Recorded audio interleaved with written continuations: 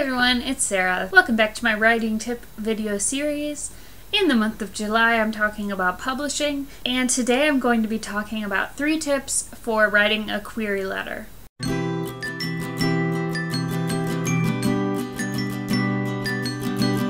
So for those of you who don't know, when you are trying to get your book traditionally published, first you need to get a literary agent. And a query letter is a short letter that you write to literary agents to try to get them to read your manuscript, to consider representing you. So it's very important to have a good query letter because you want the agent to want to read more. So the first tip is to know the proper format. Typically I would encourage you to have a brief introductory sentence. This is the place where you would say where you know the agent from, if you met him or her at a conference, for example.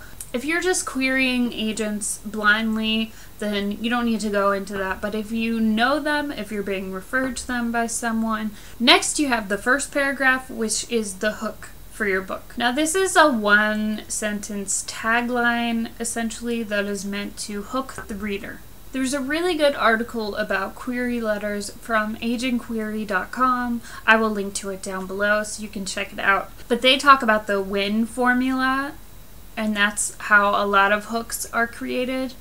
That's when you say something like, when such and such event happens, your main character, a descriptive adjective, age, professional occupation, must confront further conflict and triumph in his or her own special way.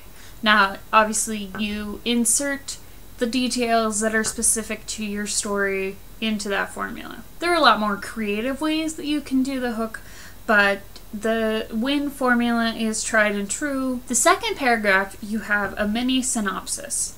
Now, this is where you get to basically condense your entire book into 300 words. This is one of those things that you're just going to have to work on and tweak. I suggest reading a lot of other query letters to get an idea of the tone and what a good mini synopsis looks like. I'm going to link to some resources down below, so definitely check those out. These will go into more detail about how to write all of these particular parts. I'm just giving you an overview right now. And then the third paragraph, you have an author bio.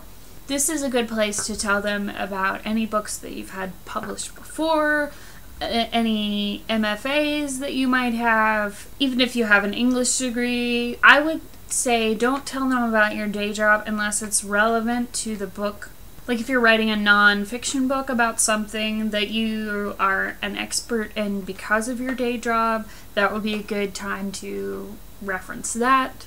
If you've won any awards, this is a good place to put that information. So, okay, you've got a brief introductory sentence, the hook, the mini synopsis, the author bio, and then just a brief closing. The second tip is to keep it brief. So one thing you want to ask yourself is, what does this agent need to absolutely know about me and my book? You don't want to tell them about all of your self-published books unless you've sold a lot of copies.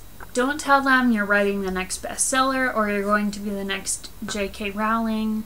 Keep it professional and keep it brief, especially in the author bio, but also in the hook and the synopsis as well. Make sure you go through and delete all of the empty words. See if there is a simpler way you can say the things that you need to say, and see how much you can cut, really.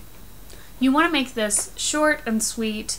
Get to the point, grab their attention, keep it professional. Don't say things like, oh, you want to represent my book because it's gonna be the best book ever, you know. Don't say things like, I've written the best book in the world, or, you know, stuff like that. You would be surprised how many writers write query letters like this. There's a website, I will have to look it up to be sure about it, but I think it's like badqueryletters.com or some Tumblr that an agent has set up where she posts like some of the bad query letters that she receives. I'll link to that down below. You can read through those. They're kind of funny. And also it gives you a good example of what not to do. And the third tip is to remember to give them all of the important information. You need to tell them the title of your book, the word count, the genre. You can mention why you approached the agent. For example, if you found them because they represent a book that is similar to your book, you can say that. If you found them on Twitter because of their manuscript wish list, you can say that. Some people will advise you to stay away from mentioning what books are similar to your books. You know, the whole, it's Harry Potter meets the Hunger Games kind of situation. I actually did have a bit like that in my original query letter, but some people will say that's okay. Really depends. I would say the best thing to do is to read the article that I'm going to post down below and then just read examples of query letters. Read some good ones that have worked and read some bad ones and then try and figure out why they are bad. Another important thing to do is when you write a query letter, show it to other people. Show it to other writers. There are a lot of message boards and online groups where you can just workshop your query letter if you want, but try to get some feedback and polish it and really make it the best you can before you send it out. Alright, those are a few tips on writing a good query letter. Next week I'm going to do a video all about finding a literary agent with a few tips on that process. So make sure you stick around if you want to see that. Don't forget to subscribe to my channel if you want to see more videos about books, writing, or music. And also subscribe to my mailing list, The Daily Writer, which sends out daily writing prompts.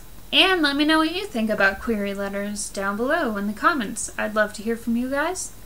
And until next time, thanks for watching. Happy writing!